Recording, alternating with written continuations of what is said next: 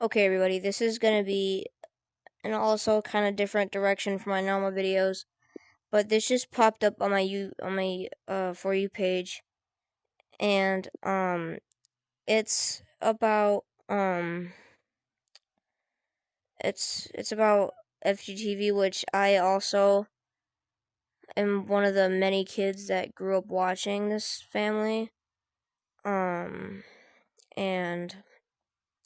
he just post. I've only watched like up to here, so I'm gonna rewind it and I'm gonna watch it with you guys. And I'm just gonna show you guys my take and my perspective on all what's going on here. I guess this is a kind of reacting. This is kind of like a react thing you'd only see on reacting channels, but I'm an overall kind of channel. So I just want to see this with you guys. Hi, my name is Vince.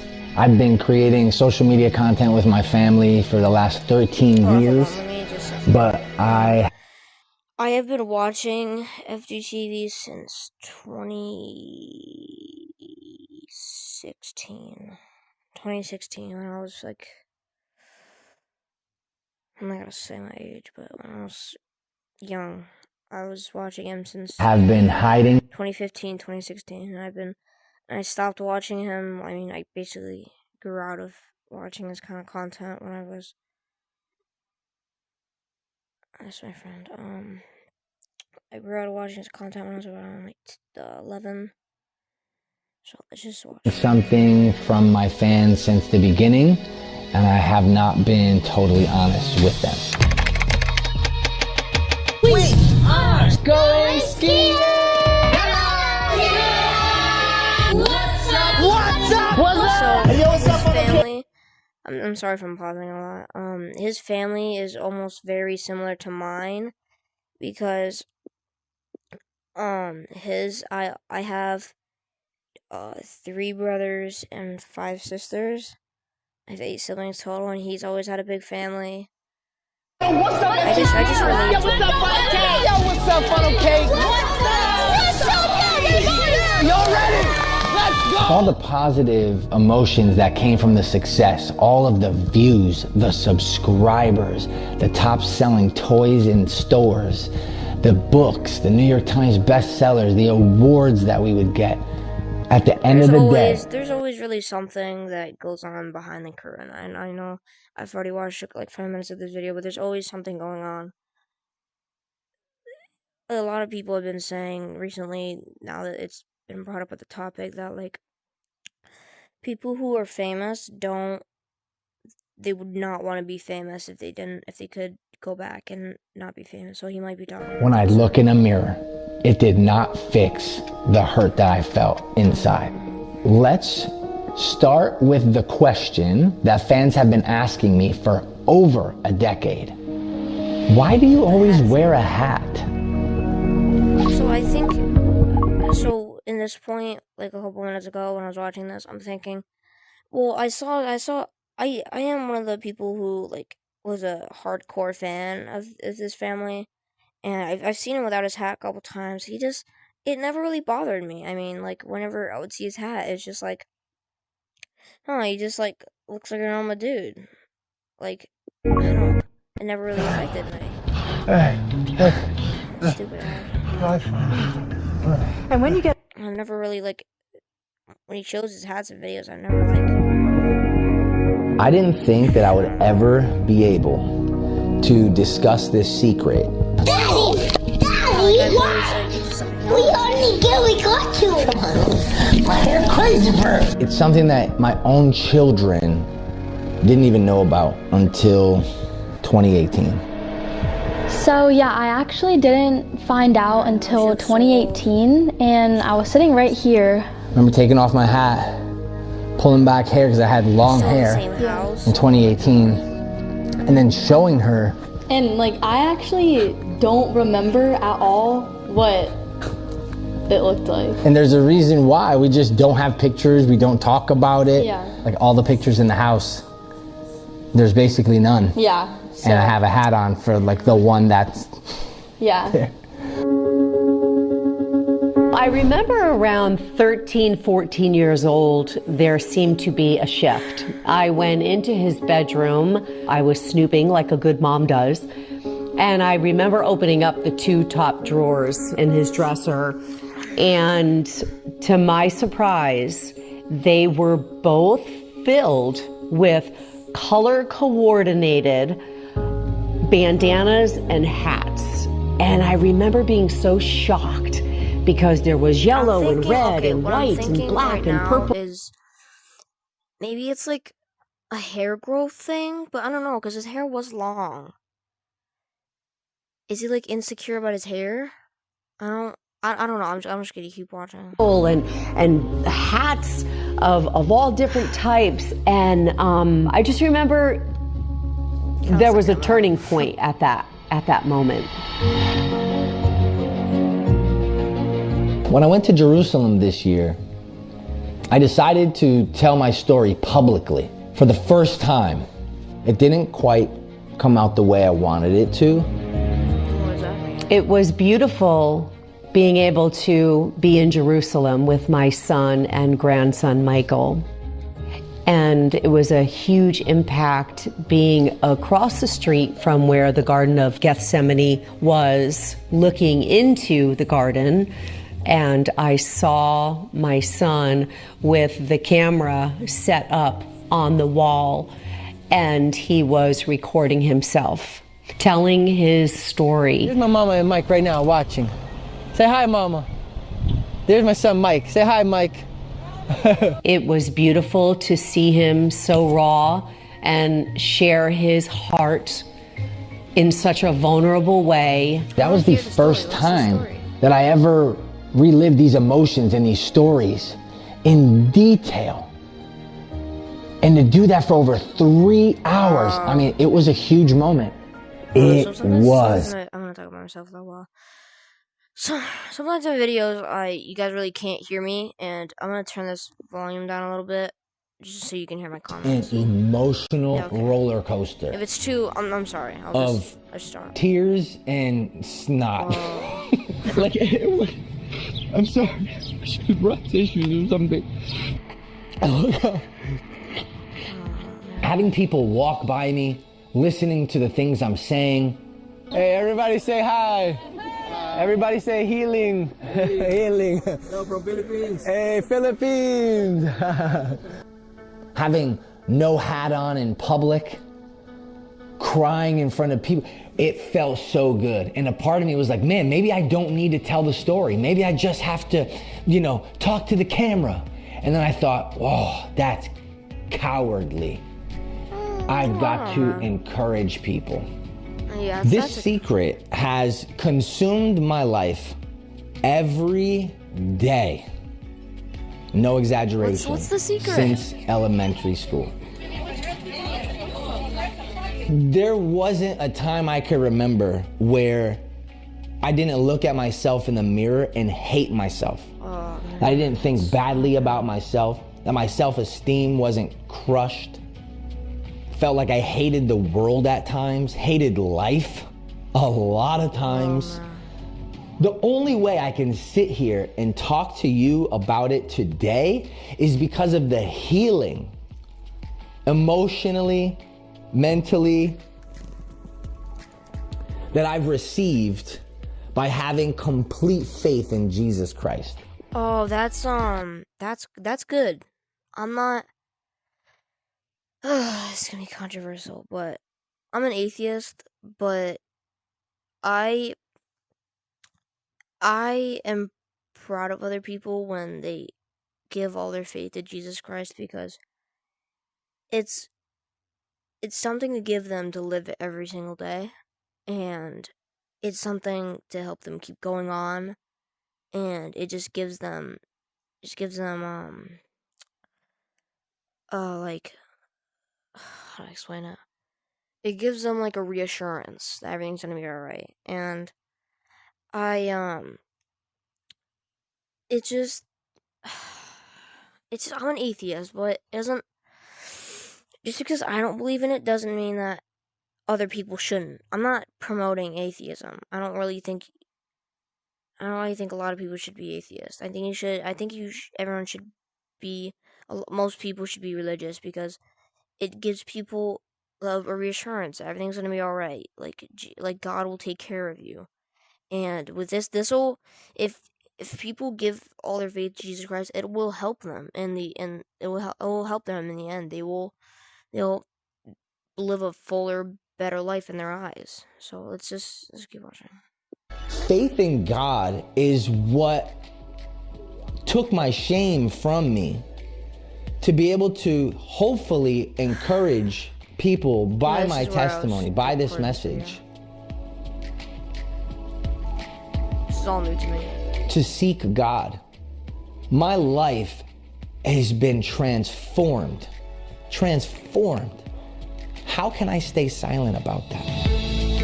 You shouldn't. Since you're already playing games anyway, why not earn some free rewards while you're at it? All you need to do is download Buff. He should. Kept trying to figure out, how do I tell this story the right way? And then out of nowhere, during what was supposed to be a regular vlog, it just clicked. Yo guys, I'm freaked out right now. So I'm into health big time. I love watching what goes into my body. Because of that, That's good. my mom and my wife signed me up for a hyperbaric chamber session. Look at this thing. It's like a little submarine. Bro, they're gonna lock me in there. I cry, yo. Yeah, I'm about to cry, yo. What are they doing to me here? Maybe he's cryogenic and freeze you and put you in time, right? Yeah, right, like Walt Disney. Hyperbaric chamber, if you don't know, is basically where you go to get a lot of oxygen in your body, which just has a ton of benefits, because I wasn't getting a lot of sleep recently. My ADHD brain was just bouncing all over the place, ping, ping, ping, ping, ping, with movie ideas and just content. Just, it wouldn't shut off. Yeah. So we thought a hyperbaric chamber session would help. I don't know. I mean, a release of for 2 hours, just 100% oxygen, that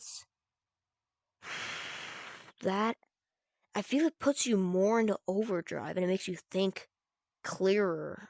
I would think. I don't know, but that's just my take off of this. I feel like that would make you more hyper, but I don't know. I didn't research any of this. I'm gonna be in there for 2 hours. Let it flow, bro. He's going in the tank.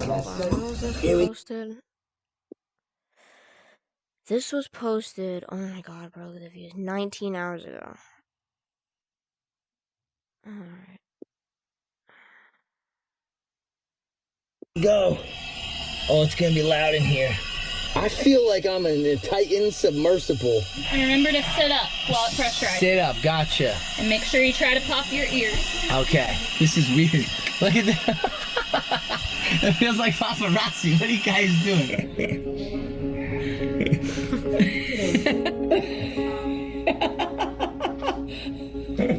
This ear here keeps popping. My right ear. My left ear's not popping at all. And there's a reason why. And that's because, y'all ready for this? I was born about 95% deaf in this ear here. I still am 95% deaf in that ear. My ear canal is so small. On this side, there's bone that is blocking the eardrum, and you can't see the eardrum through this ear at all. It's completely blocked by bone. So when I was a kid, I went to an ENT, and I'll never forget this visit. It was so traumatizing. The doctor stuck like these needle nose pliers in my ear and tried to like wedge open the canal. And I just remember being like, what was that pain? Ow, that hurt so bad. And it's really... Ooh. Joe, that's, you don't want to do that. If it's like naturally, it's not like inflammation or anything. It's just like naturally like, no, you don't. Because they had no idea what they were doing, because no one knew about the condition that I had as a child, what it was called. My grandson's ready to go up to Mars. That's what it looks like. Just want to, ow. Hello? Ow. So my left ear is experiencing some kind of like yeah, what was that? like excruciating or about to be excruciating pain. Because he didn't listen to his mom and chew bubblegum. This pain that's happening right now, I've only feel like I felt it once before when I was a child at a doctor's office. A doctor stuck something in my ear and like hurt me really bad. And I remember being like, ow. There's some gum. Oh. Listen to your mother next time. Sorry, Mama, because you know why, Mama? Oh, sorry. Mother knows best. Okay.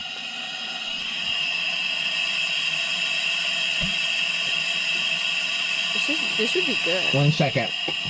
I was born with a rare congenital birth defect called microtia.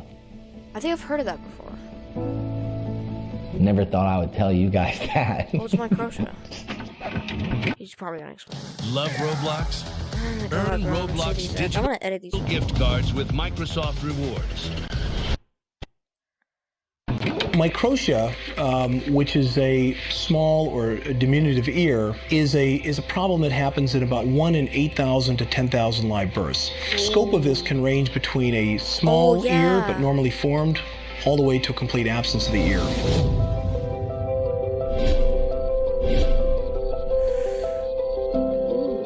Oh, is that why he's always wear the hat? I just remember when he was so little, just days old. I remember going to the pediatrician and the doctor was just like, oh, he must have been lying in your belly like this, like his head was smushed. And I thought, great, you know, look what I did to my son. The way he was, you know, laying in my belly maybe made his ear, you know, press up and not grow properly, not form properly.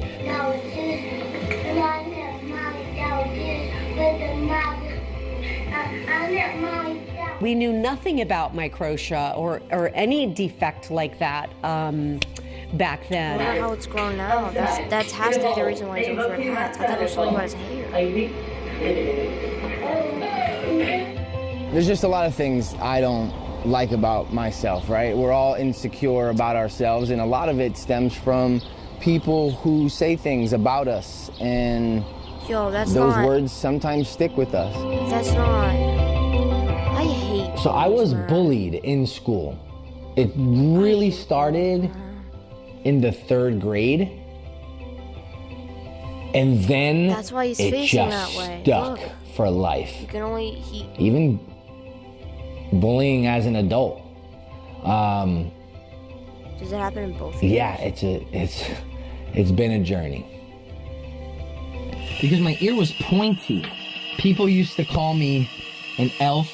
They'd say, haha, you're an elf, or go back to the North Pole and go finish, you know, getting our gifts ready for Christmas. Santa misses you. In 3rd grade, there was a bully who was my friend. He was my friend. We had sleepover. We hung out. We went to the park together. It was a presentation day of 3rd grade, and the teacher in that class was asking everybody to come up with an invention. And in front of the whole class, one of my friends stood up with a poster and he drew a really weird ear on it. And immediately when he showed it to me, I thought, oh no, what is he gonna say? And he's like, when I get older, I'm gonna make a machine that can fix dumb looking ears. And I thought, bro, what?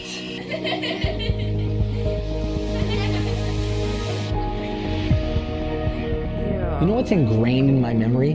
The vision and the image of his face and his smirk and his little like evil maniacal smile that he had on his face as the beginning of the destruction of my life begins. I'll never forget his smirk, that face.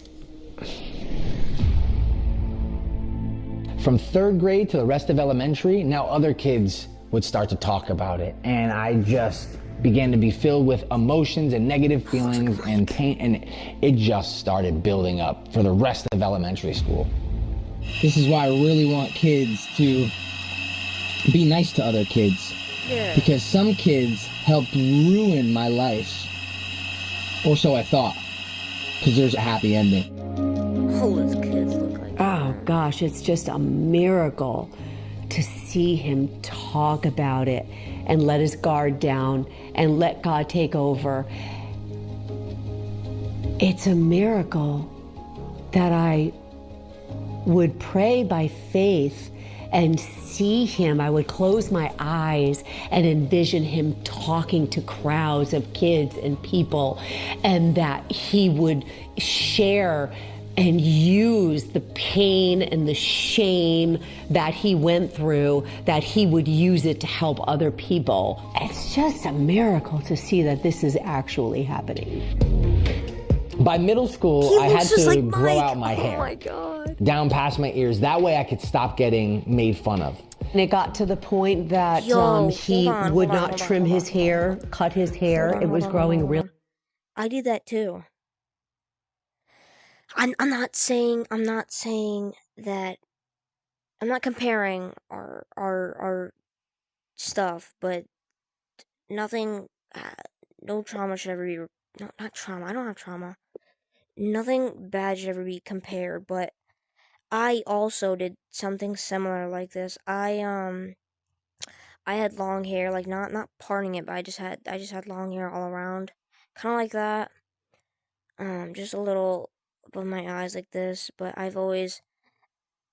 it was partially because I wanted to cover my ears, because I'm weird, because my ears have, I don't know, people say they look normal, but to me, they just look weird. So I'm not comparing, this is his, I'm not saying mine was worse, I'm just saying that also, I have something similar that happened to me too. Take no offense to this. Really long, and I remember one time specifically in our living room, I was hoping he would trim it a little, and he would not. I mean, I couldn't even mention scissors. He would get angry. Now the emotion of anger started. I hate to say it, but even rage at this point. I couldn't even offer a hairdresser, because Mom, a hairdresser would know. They would see my ear. It was getting very serious, and you could see that this concern or insecurity or a little bit of shame now started getting to the point of anger. Is that bad? But it's true. It's true. Okay. Between 6th and 7th grade, I believe. Yo, don't make a 6-7 joke. This is not the time. I got my hair long. I'm in a place an hour and a half away from home. Nobody knows who I am. You know, we all stayed in different cabins with a bunch of kids, and then some adult that would watch us to make sure we weren't getting in too much trouble. And we were wrestling our camp counselor in the cabin and just having a fun time. And I was just this normal kid until, I guess, because my ear had come out further and it was pointy, it stuck out past my hair and it was exposed. And I will never forget what looked to be like the disgusting, shocked face on this counselor's face. He was like, "Oh, what happened to your ear? Oh, look at his ear." Yeah. And I was just like, and I was so terrified because I was like, now people know. And I think he realized that, oh my gosh, he was born that way. Because I think at the moment he just thought, it's not a normal thing that you see. So he probably just thought we were wrestling and it got smushed and stuck as if it's some Stretch Armstrong concoction. I don't know what was going through his mind, but I know what was going through my mind, and it was, I hate myself. Why do I have to be different? Why do I have to hide? Now they found out. He's gonna tell all the other counselors. From that moment on, I would just guess, he told that kid knows, that kid. I could no longer be a normal kid at overnight camp because I was consumed by who found out. And now who's making fun of me? Anytime someone laughed, smiled, whispered, they know about my ear. That was just overnight camp. I just told you about 1 week of my life. Now I'm telling you, picture that for 30 plus years. That's been my life. That's been my life. So when 8th grade hit, I still got my bowl cut, and I'm realizing it just doesn't work style-wise. No one else really has bowl cuts. People would make fun of my haircut. Sometimes still I have to worry about it sticking out past my hair, always playing with my hair, fixing my hair to make sure. And so my mom wanted to help ease this consistent pain and torment that I'm feeling. And we started, seeking the surgery route because of the trauma this was causing him. Didn't want him to have the surgery, but for him, I did, and I was very hated by a lot of family members. How can I allow my son to have surgery at 12 years old? How could I let him go under anesthesia? But it was literally at the point of tormenting him. Yeah, and he was. No, I agree with her with this. Like, it was making his life worse than it could have been. And yeah, I would go for this route also.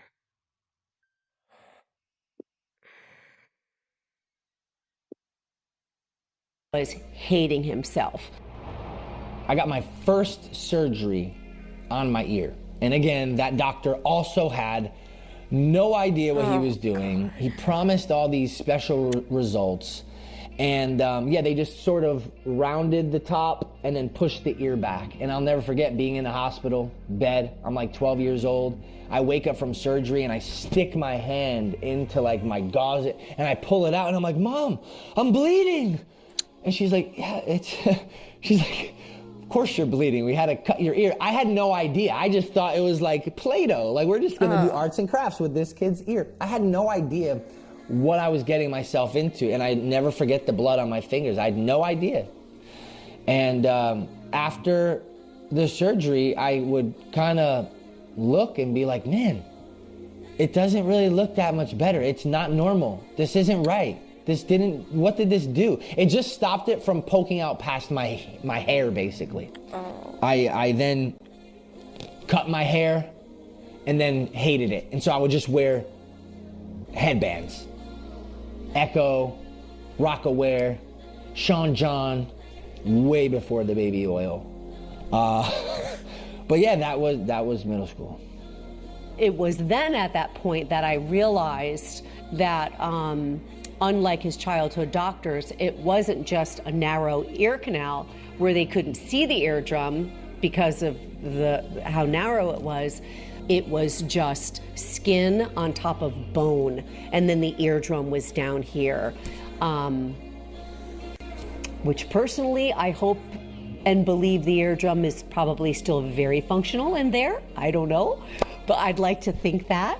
Maybe he could get and surgery. He did hear something in the hyperbaric chamber, a little squeak squeak, so that was very encouraging to me. I was like, I knew it, he has an eardrum there, and he can hear. Wait, what did she say? Which personally, I hope and believe the eardrum is probably still very functional in there. I don't know, but I'd like to think that, And he did hear something in the hyperbaric chamber, a little squeak squeak, so that was very encouraging to me. I was like, I knew it, he has an eardrum there, and he can hear. I just heard a squeak. I just heard a squeak come out of this ear. I never heard a squeak come out of this ear. I'm kind of excited, but also, I don't know if it means anything, but I usually don't feel any type of release of anything coming out of my ear. Oh, whoa, I just heard like more pressure come out of my left ear right now. That is amazing that you can feel or hear something in that ear. What? I know, I've never felt any pressure coming out of my ear before, Mom. She said she's shocked. I'm literally in shock right now. That's, to me, a good sign. Yeah, I mean, I don't know if it means anything, but either way, it's kind of cool because I've never felt that in 39 years, Oh my gosh, that's really amazing. I want to be excited about it. Imagine being able to build an app with your name on it just by thinking about it. Meet Base 44. I mean, I know Jesus can do miracles, but I'm gonna, I'm not expecting for me to come out of here with hearing. But either way, I'm gonna keep telling them my story, And then in high school, that's when the bandanas came out. This is him at about 14 with his sisters with the bandana and the hat combination of how he was wearing both. I added my wife's face on it so that way you don't see the other girl, but that's me. Little ticka Slim Shady, right? That's what I'm saying, wearing a white bandana at school. The bandanas, they were all cool until the Bloods and the Crips and the Latin Kings and all the gangs and where I live would be like, yo, you better take that off. And I'd be like, ugh. You better stop wearing it. Yo, what set you rep? Yo, where you from? Yo, this, yo, that. It's like all the time. Now, mind you, I've been rapping and into the hip hop world since 6th grade. And now I was like, I'm a dope rapper.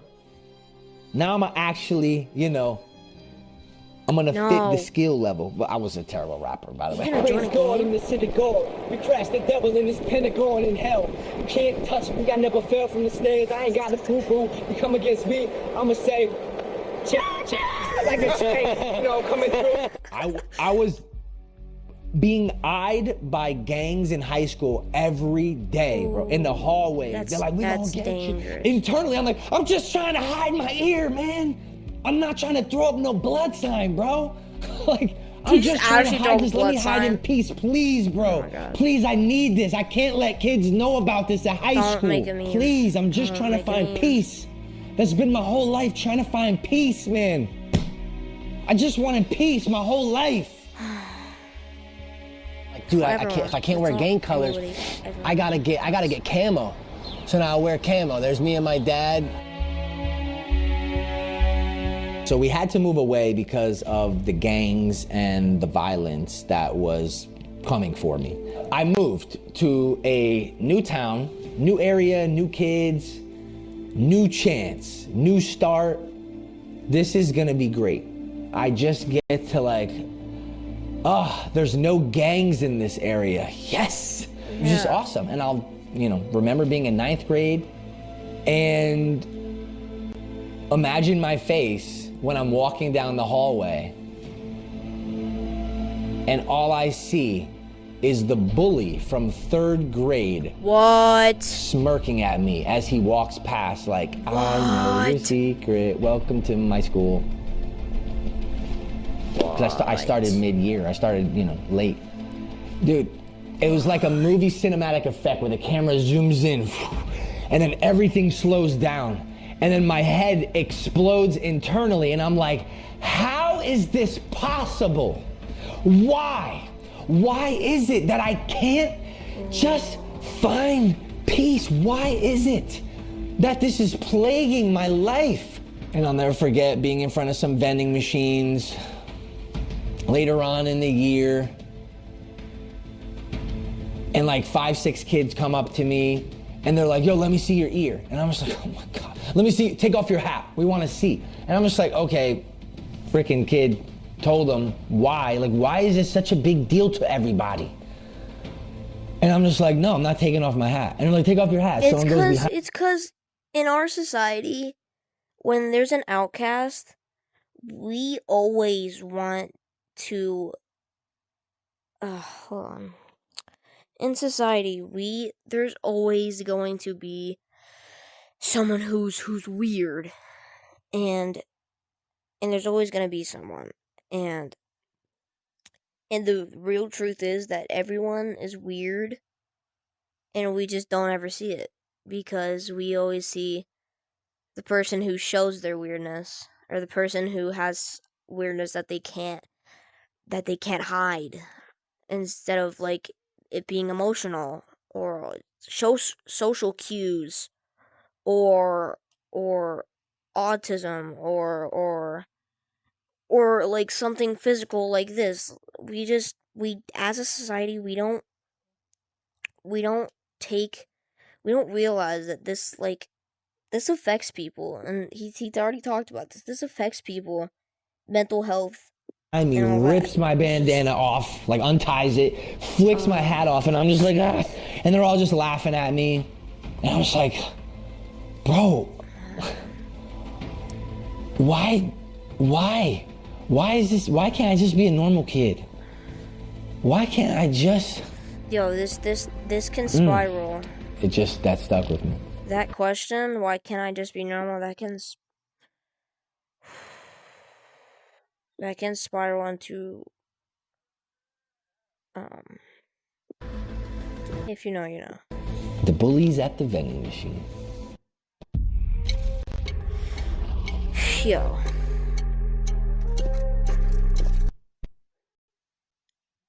Also, I'm sorry that I'm watching this on my Oculus because I don't have a PC or anything to watch that. And just keep in mind that the bully from 3rd grade, the one who's telling people at the new school, was my friend once upon a time. It still doesn't make sense to me this day. It has to be something spiritual that was wrong with him to do that to me. It has to be. Yeah. I didn't do anything. And there's a reason why he's upset with me in high school. But we'll save that 5th grade story for another day.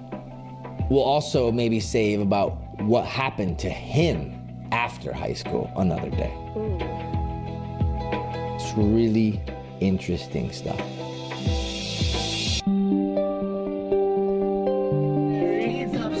That's Sammy Sam. When Oh you my first God. met me, like, I know that you didn't really like me. What? Why would you say that? Did you? For me, it was love at first sight. I don't think it was for you. You thought I was weird. No, I thought you were annoying.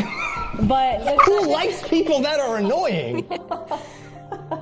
Thank you. You were a little obnoxious, but not that I didn't like you. Oh, so you... I thought it was like a funny obnoxious. Okay, that got better. At the time when I met you, I wasn't wearing hats and bandanas, and I didn't have long hair, I don't think, at the time. There had to be a time where you saw my ear, and then... I remember when I did, though. When? We were at Glory Days Diner. Okay. And you were sitting next to me, and I turned. But we weren't dating. No. Okay.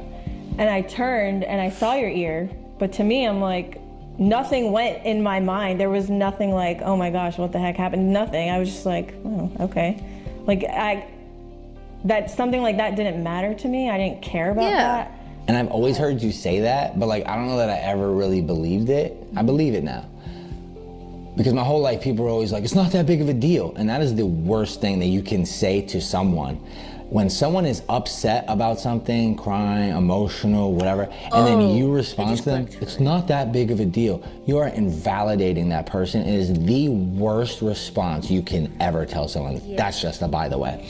Wasn't there like a friend of yours who like said something one time? Yeah, so I think she was with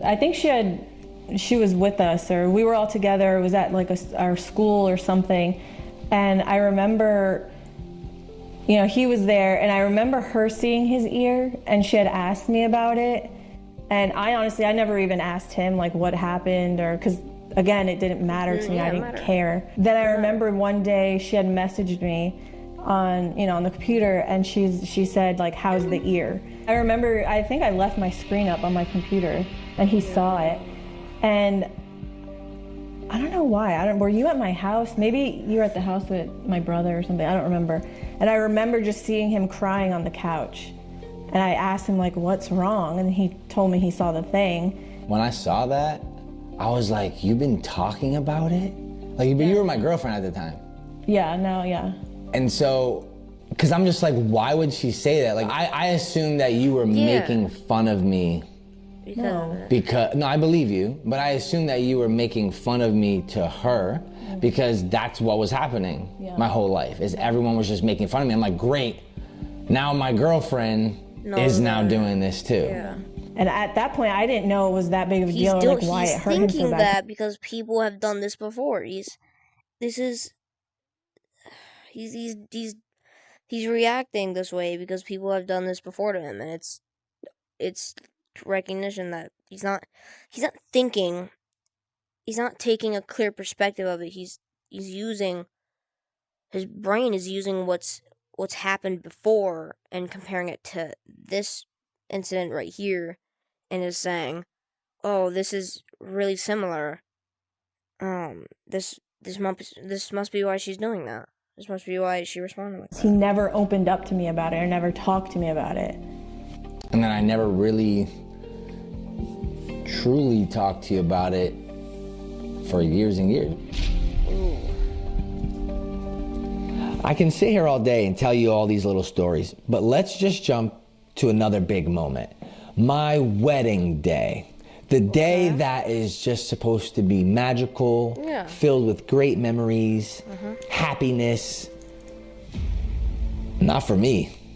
Will never forget the feeling of standing at the altar, looking down the aisle at my soon-to-be wife, crying.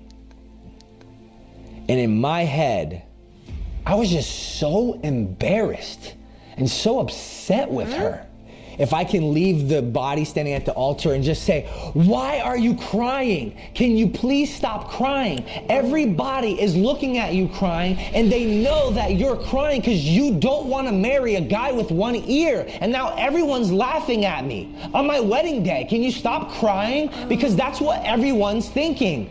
That's what all my guests are thinking right now. That, Samantha, why would you marry this kid? He only has one ear. That's what was going through my head. Isn't that sad? Yeah. That's sad. I didn't even know that he felt like that at all. He just told me I'm thinking those were tears of happiness because she wasn't affected by it. So I think those are tears of happiness, and he thought those things because this has happened before, and he's freaking out. Just like a few months ago. So I had no idea all those feelings were going through his head. All his thoughts, none of that was even going through my mind. None at all. It will be your humble, transparent relationship with Jesus Christ as your Lord and example that will fill her heart. Like, oh my gosh, I'm 18, I'm getting married, I have a kid, we're moving in, I believe it was like 3 days. So that's what was going on in my head. The pain, the shame, the hurt, the negative feelings, the thoughts, the situations as an adult, past situations as a kid. I couldn't talk about those things to people. I just couldn't. The once in a blue moon that I would mention something along the lines of my ear, usually without saying the word ear, I would say to somebody, they would say something nice back. And it would usually just annoy me. They would try to be positive, but I had so much negative feelings that their positivity didn't work. I didn't believe them. Yeah. So many ideas that were going through my head that just weren't reality. It was just, man, it was just trickery. But today, as a Christian, I realized that all those things, they were all lies. And it comes from a place of evil. The self-shame, the hurt, the less than, you're not the same as other people, you're a creature. One person told me my ear, I look like a creature. It was a coworker who said, oh, it's like a creature. Like a coworker, I'm an adult.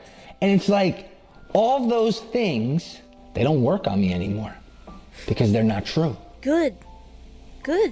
But before, heavy. My old phone carrier was reaching their hand into my wallet and just helping themselves. I like having no surprises. I wished I was never born. I used to tell my mom, shame on you for not having an abortion. I would hate my mother because of this, literally. For years, my son kept me on my knees in prayer more than anybody and anything, and that's just the truth, because I was so concerned for him mentally, emotionally, and spiritually, because honestly, he was not well because of all of this in a lot of ways. But as I prayed in faith, because I don't just believe in just praying and just asking God things, I believe in actually seeing it before it takes place. And I would close my eyes and I would pray, and I would, as I'm praying, see my son let his guard down about his ear, let people know, let people in, change lives, change the generation, encourage them, either go to schools or speak on a social media platform and share this testimony. I literally saw him sharing this testimony to save many, many lives. And I would be so hopeful and have so much faith in that. But what would hinder at times my faith and my prayer, and then I would repent and get back into it, would be him. Because he would be so fresh. He would be so fresh and rotten to tell me be quiet. Why did God do this to him? He didn't ask for this. Having my mom send me scriptures all the time and telling me to read my Bible, and I'm like, Mom, I don't like life. I don't want to live anymore. I'm not gonna do nothing stupid because I have my kids, I have my family, whatever. But I hate living, like, a lot of the times. And she's like, stop, please, don't talk like that, don't talk like that. Jesus, Jesus. I'm like, Mom, come on, Jesus can't, like, do that. Like, just stop. And I was so resistant. Did you ever read any of the scriptures she said and you, like, sat there and thought, like, wait? No, I actually was like, here's how much I'm not going to listen to you. See this Bible? Have it. I gave my mom back my Bible. The beginning of September 2024, we were riding home. We were coming home from somewhere.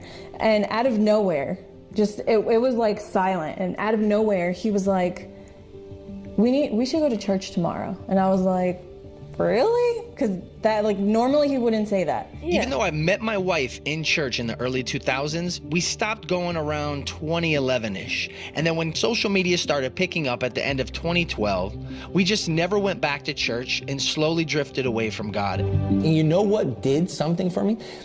I'm just gonna name names, but like Chandler Hollow from Mr. Beast and George Janko.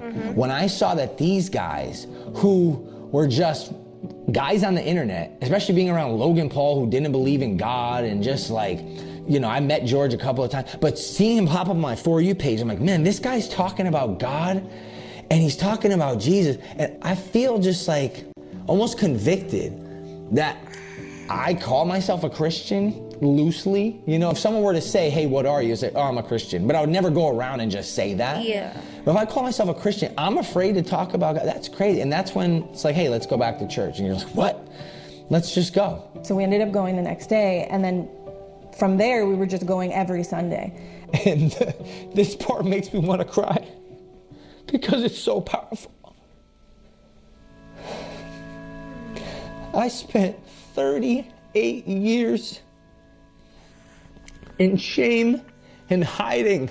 38. The day that I started talking about this and taking off my hat and telling people that didn't know, the day that happened, the exact day that the healing began, like really, really began, was on my birthday, 2024. Like, what? On my birthday? God is so beautiful.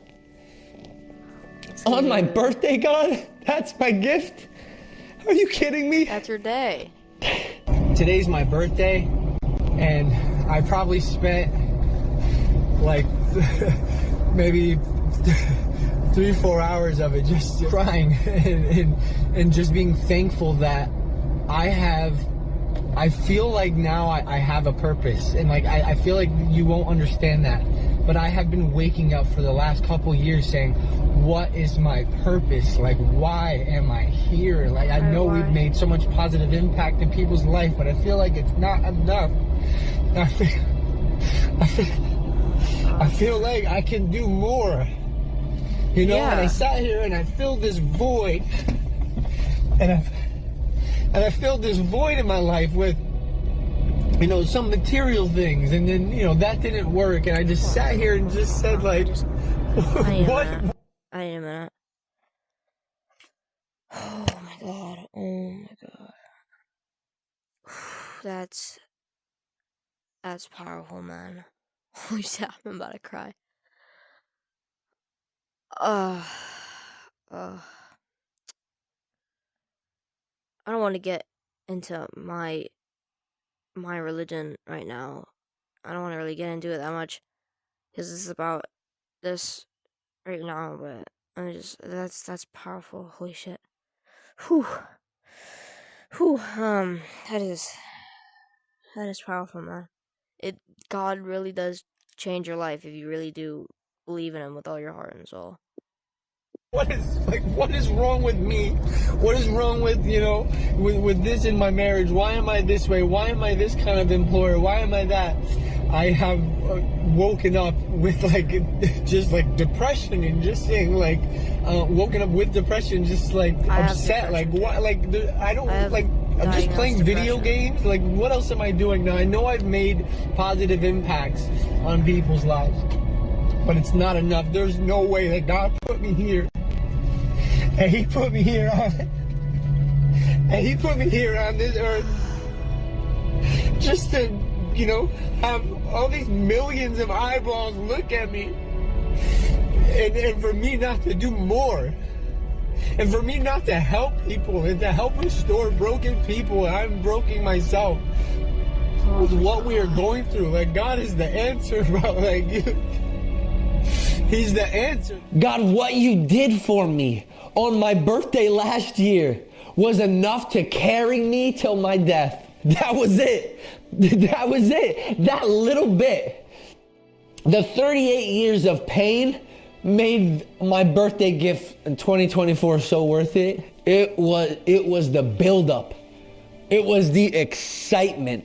A few days before his birthday, there was a sermon that he heard. A light bulb went off. I'm like, I gotta tell people about Jesus. I type it in, I love Jesus, send. By the way, I like Trump too, send. And everyone's like, 30,000 people unsubscribed because of Trump. And I'm like, I don't care, bro. I just who cares? But my focus was still Jesus. And I had to tell people, my focus is Jesus. The next day, I was like, I can't vote for Kamala because she disrespected Jesus, and I showed proof how. And I was like, this is why I vote Trump. And then I just felt so good. I'm like, I just stuck up for Jesus. And then later that night is when I couldn't stop smiling. The joy of the Lord was upon me. I wake up to him, it sounded like he was crying. And I look over and I'm like, are you okay? And he's like, yeah, he's like, I'm not crying. These are tears of joy. And then the next day from there on out, my life was changed. It was kind of I feel like it was God saying, stand up for me, do not be afraid, and I will bless you. He goes and he just talks to everyone and apologized to everyone. And then he came home and he had told me that, he spoke to our employees and told them,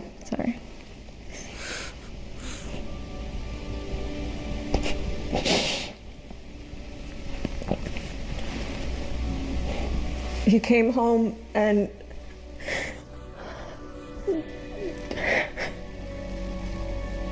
he told me that he spoke to our employees and he told them about his ear.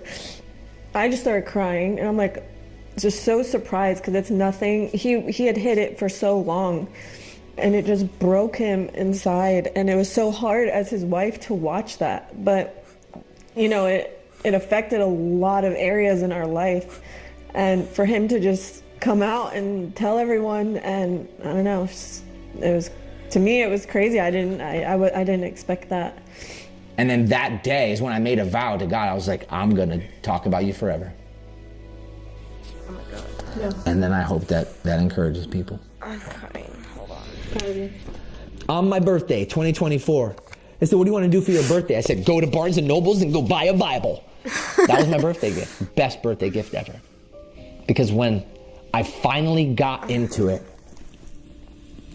it's when my life changed. Process and progress go together like prizes and contests. And for me, the first place was to get up on my face and praise to God. That reminds me I am His. When people stop expecting God to crack open the sky to prove His existence, your faith will grow. When you start realizing that He is embedded into everything around you, and when you block the noise in your life and the distractions in your life, you can really begin to see how God can work in your life.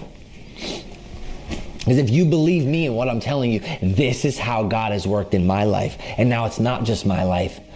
I'm changing my family's life. And then it goes outward from there. And then, I'm on social media. Hope to help change some other people. But could I do that? No, I can't do that. Only God can. A few weeks later, we went out to lunch with a few friends and the campus pastor of the church, and we're all just sitting there, we're eating lunch, and we're all talking, and he just starts telling everyone. He takes his hat off. I was just sitting there wow, this is so this is so unreal. With his ear, it's something small to us, but it consumed his life. It made him angry. It made him hate himself. It made him just a person that he didn't like. And so with his faith, it was able to transform his thoughts and make him a better person and make him love himself more. And so, you know, when we meet someone, he'll show them because he knows what his faith has done for him. He wants to help someone get to that point to where he is now. Just so proud of him, because I think I actually said to him, I'm like, don't you feel like so much weight has been lifted off your shoulders? Because now you can be you can feel comfortable in your skin, and like, I don't know, it was just a good feeling. I haven't talked What the enemy meant for evil, this isn't a repost. God is using it for good to do what is being done now, the saving of many lives. That's Genesis 50:20. Hold on. What does it say? You intended to harm me, but God has intended it for good to accomplish what is now being done, the saving of many lives. And I bannered that over myself last October. And I said, that's what my life is, bro. Evil has tried to tear me down, to not want to live anymore. And look what's happening now. Now I'm dedicating my life to trying to help other broken people. Genesis 50:20. And when you're afflicted, you have two options.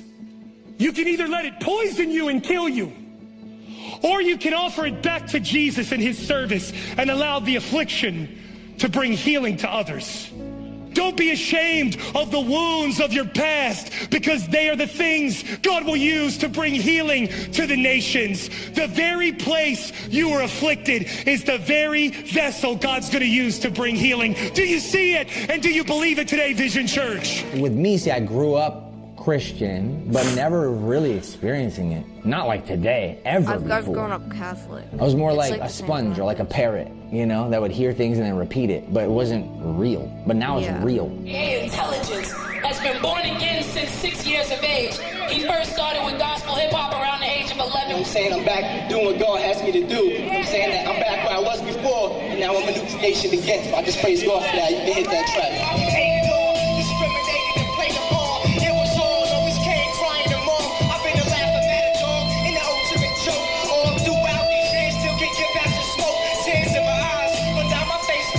Back in the day, I actually used to minister using Christian hip hop. This always confused people though, like, if you always knew Jesus Christ, what's so different today? So I'm basically this Christian rapper he actually believes it who's now. struggling to believe in what I'm saying. He took my suffering at the cross. He paid all my costs. I'm gonna save all the lost. Praises to the boss. He stayed right on point, and this is the choice. Back to the cross is where it all begins. The living must die so the dying can live. You can be saved from the grave and still dying from sin. And you can put on the front, but you ain't lying to him. I prophesy. But I wasn't faking it, because in order to fake something, you have to know that it's real. Yeah. For me, I didn't believe things that were in the Bible, like, oh, you're created in the image of God. Because internally I felt otherwise. And at that point in my journey, it just wasn't time. There wasn't enough there to point to how real God was. I didn't have enough situations. There wasn't enough hurt to realize that I needed an everlasting love. Before I can use my pain to encourage others to seek God and the healing power of Jesus Christ, when you believe in his message, I first had to feel like I don't want to live anymore. No, that's Everybody's different. Not everyone is going to need to get to that point. That's the truth. Look, a lot of people have said it. A lot of people. I'm not the first person to say this. You have to be in such a low point in your life for it to go back up. You know the saying, it's only up from here? That's the truth. Because when you get to rock bottom, you can't go any lower than that. So there's only up from there. And that's how a lot of people get through trauma like this. But that's where I was. You got one life to live, so don't ruin it. Take your dreams far right now to be pursuing it. When you're feeling down and there's no one around, suicide is not the answer, so don't look to the ground. You'll keep your head up, even when times you get fed up. This whole performance, I'm saying don't give up, because life is hard as a teen, but yet I'm looking at the ground in shame. You'll keep your head up. Then as I kept going through all this old footage of me rapping, I noticed that whenever I would have a hat or bandana on, or a hat that would cover my ear, I would always feel more confident, and I was able to rap and interact with the crowd more. But whenever I was naked on my head, I'm always looking at the ground. And that was the heaviness of the shame and pain. You could see it. Jesus. I would want to gain the confidence to not have to wear a hat all the time. But after those shows, it was like, I regretted it. Like, just come on, man, next show you gotta wear that bandana again. And I would just teeter-totter, thinking that, well, maybe I can do it now. And just, I would fail, and I always regret it. Like, you just gotta wear the bandanas, bro, because people in the audience, they're all laughing at you. They're all staring at it. And yeah, how could I focus on singing and performing when my mind is thinking about who's making fun of me? Hey man, just got back from the show. Show was off the hook. All glory to God. It was filling us. It was getting wild and crazy going. Off the hook. Hopefully a lot of people got touched in there. And the seed was planted into their heart. Not a watermelon seed, not an apple seed, not a grape seed. The seed of heaven. If not for your journey with God, and not for the hurt and pain you've experienced in your life, you could have never been there on the sidelines for me, encouraging me to come back, to seek God. And so I just thank you, because everything that you went through in your life literally helped my life not go to the wasteland. And so, yeah, I thank you for not having an abortion, because I know your brother, he asked you to have one, right, when you were pregnant with me? No. No? My brother was the one that told me, do not. Oh, I thought someone told you to. You don't want to put who said that to me in this video. I thought you knew. No. Oh, okay. Who told you to kill me? Stop. I shall never say. I forgive him. Yeah. So, well, then thank your brother for telling you not to have an abortion, because look at what life has become. Can you imagine none of these people? Yeah. You know, my family. The trickle effect is crazy. You know, at 15 years old, when you become pregnant, and I basically had a mindset of a 12-year-old. I kid you not, I could not read. I mean, you know, my brother, thank God he was there to encourage me to not abort, because Roe versus Wade was so huge at that time, and I didn't know much about it, you know, but I knew enough from him that, you know, that was a little baby that was alive. And, you know, I was not to take that life. And it wasn't even a thought. I was pregnant. Oh, okay, I'm having a baby.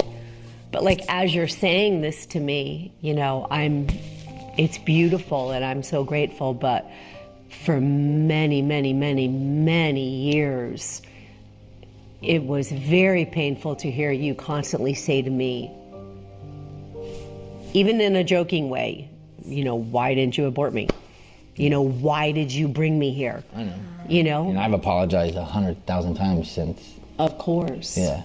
Of course. Because I didn't, how could I have known what was waiting on the other side for me?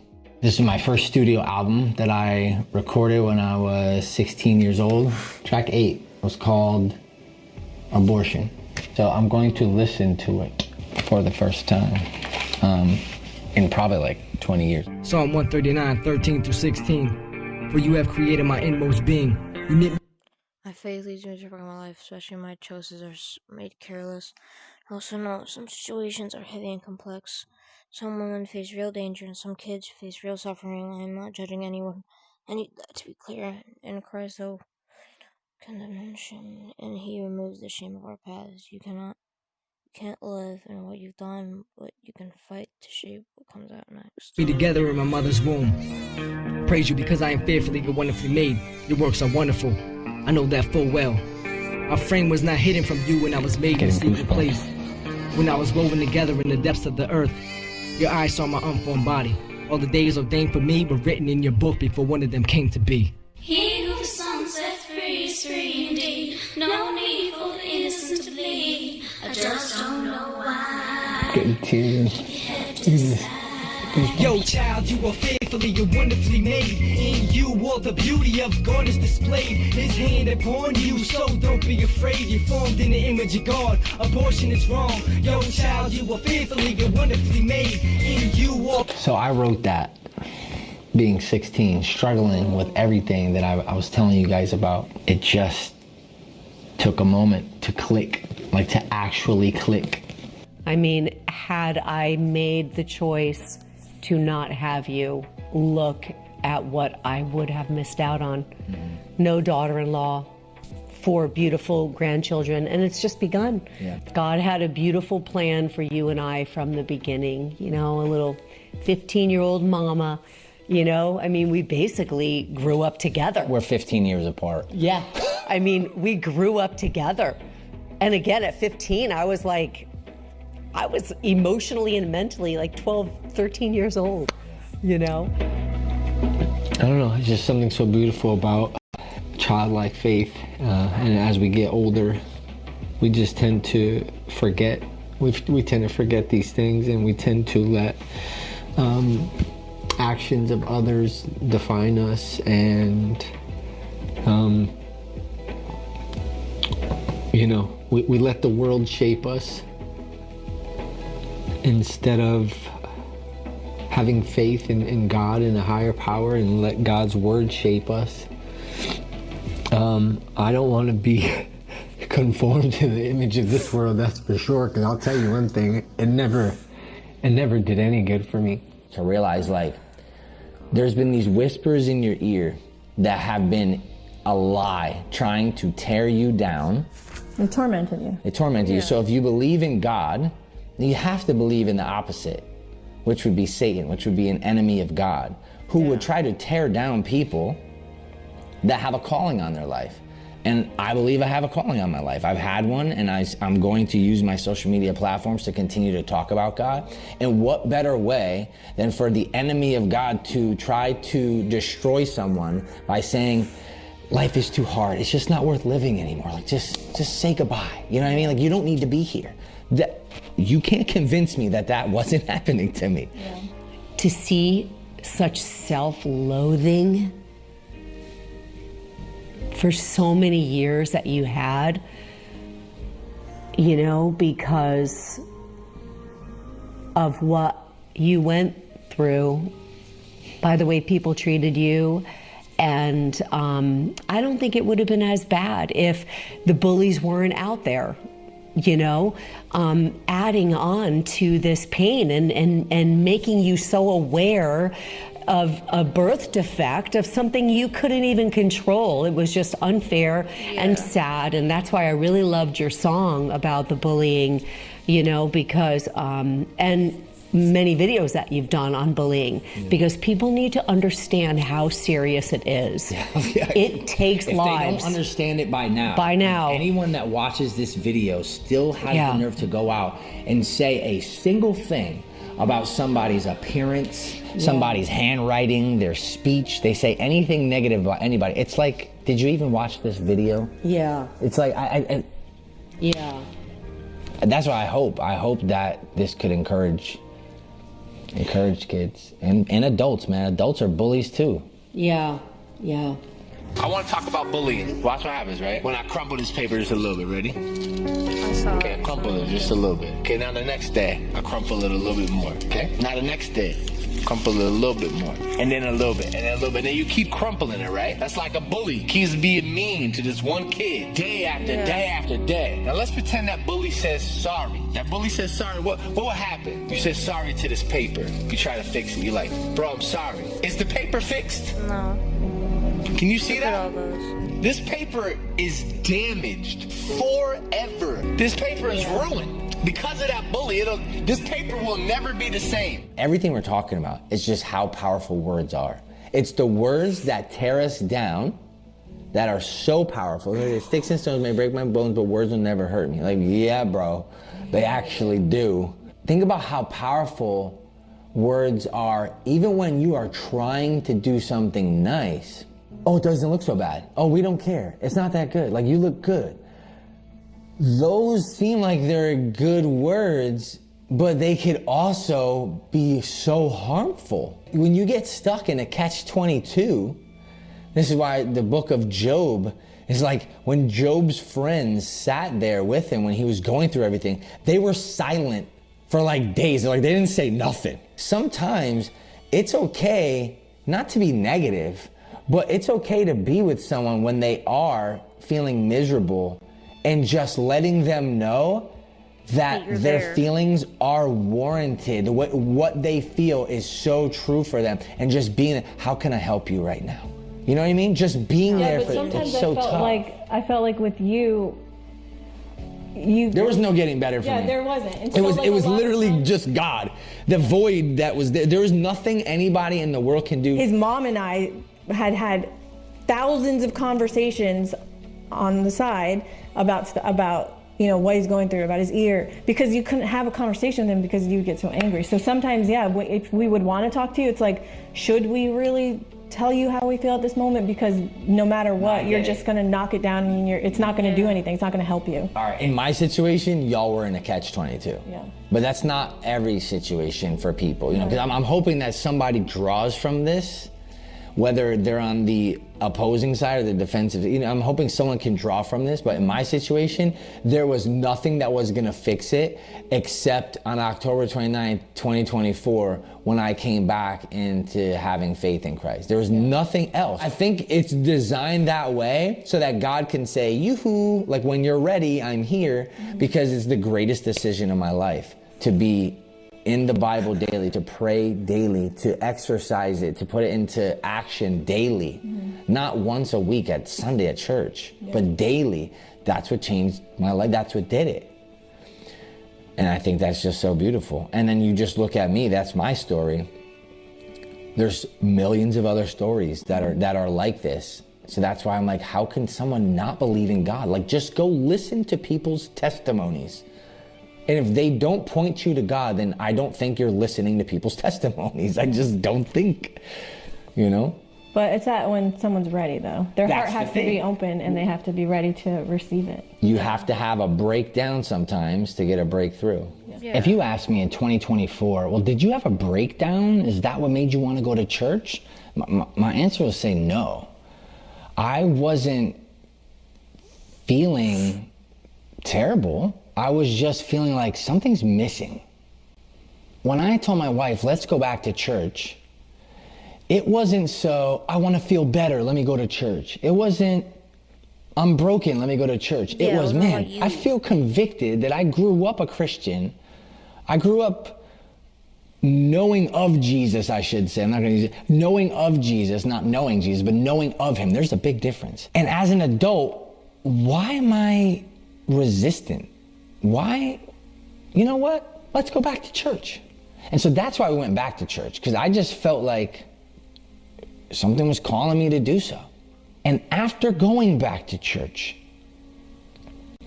and after feeling this joy that came out of nowhere, after feeling the peace in my life that surpasses all understanding, which was biblical and was the scripture, which I didn't remember. I don't even know if I ever really knew that verse.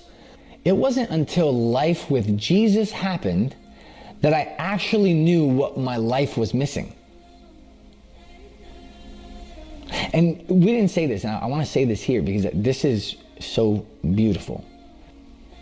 I did not have a plan to tell my story. One person says, maybe when you're in Jerusalem, you can tell your story about how God is helping you. And I was like, I don't know. And I told someone, yeah, someone said I should do this. And that person was like, oh yeah, you should do that. Go find a nice spot like the Garden of Gethsemane. And I'm like, I don't know. And then these things kept happening, would just led up to when I realized, wait a second.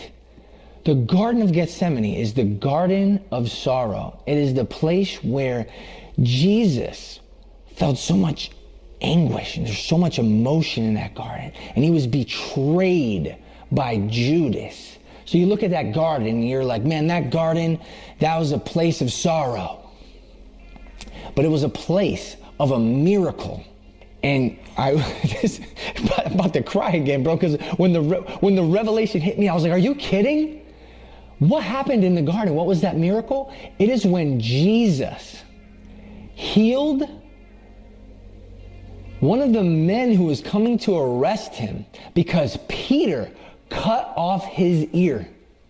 And Jesus takes the ear and heals the man and makes him whole again. One of Jesus's last miracle was the healing of an ear in the Garden of Gethsemane. And the events that led me to telling my story in that garden, I was just like, of course this is God, bro. Just like everything else in my life. Of course. And so, if you still don't think God is real, go watch a million other testimonies of people like me that can tell you how God worked in their life. Because he is real. And the only way to him is through Jesus Christ.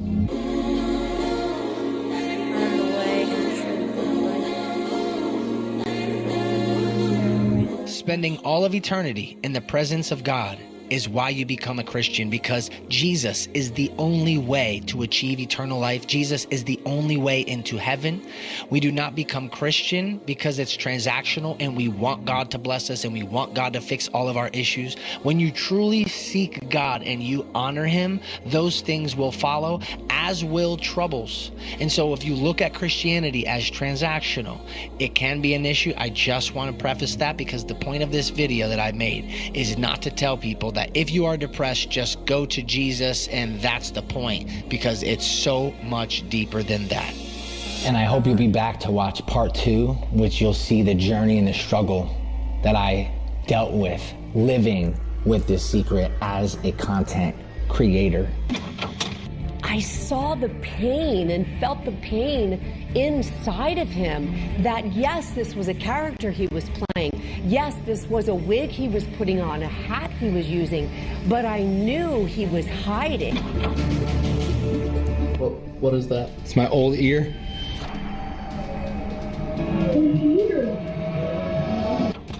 This here is my normal ear. And on my left, this is what it looks like now. We're definitely So stay tuned for that. Thanks for watching. Love you guys. That was a heavy fucking, oh my god, that's one of the heaviest videos I ever watched. Oh, I'm gonna be leaving a comment. Oh.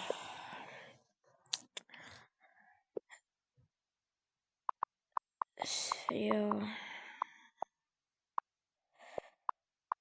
I'm gonna cut to the end when I'm done.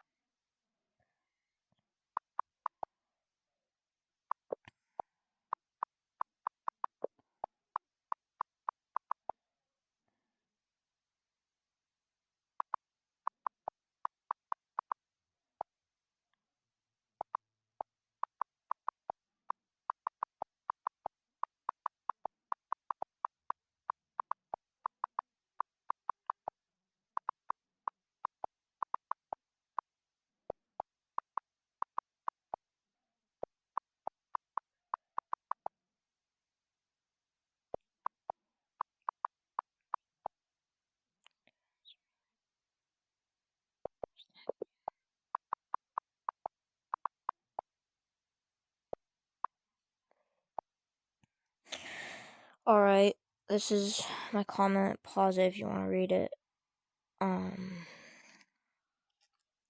Yeah. Man, FGTEEV really gave us our childhood he never had. Damn, bro, you raised this whole generation. You don't understand how much he changed our childhood. I don't think people these days see how much bullying can affect a person. What's up, funnel cakes? Hardest sentence to hear after 5 years. Oh, shit. My house felt too loud or empty. I watched FGTEEV. The jokes were dumb, the laughter was nonstop, and for a while everything felt okay. Later, I started thinking about that joy might have come from summer sad. He gave me laughter when I needed it the most, and sometimes the people who give the best childhoods are the ones who didn't get one themselves. So I encourage you to tell everyone, you raised a generation. Why am I crying right now? You gave me a childhood more than my actual family, and yours wasn't the best either. Bullies are disgusting. To be a victim is to be a warrior. You are a warrior, a legend, an online father, and to many. So stand tall and proud of yourself. You are a sacred doll. Funny thing is, only 2 years back, I got kidney illness from nephrotic syndrome, and I would stop and I would cry nonstop thinking I was gonna die because, well, I'm a kid. And the only thing that could stop me from crying were the videos you and your family and friends post for the community. I felt more warmth watching these videos than even being with my mother at some points. No matter our differences, I'm a Muslim and you're not. We have different beliefs, but both religions teach us to respect each other. I'll hold the most respect for a non-Muslim to you. So thank you, Vince, or Funnel Dad, for everything. I haven't looked at any of these comments. He did the same thing. So thank you, Vince. Look at my comment.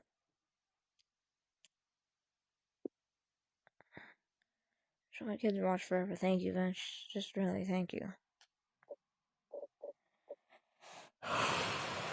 So I'm gonna take a little break.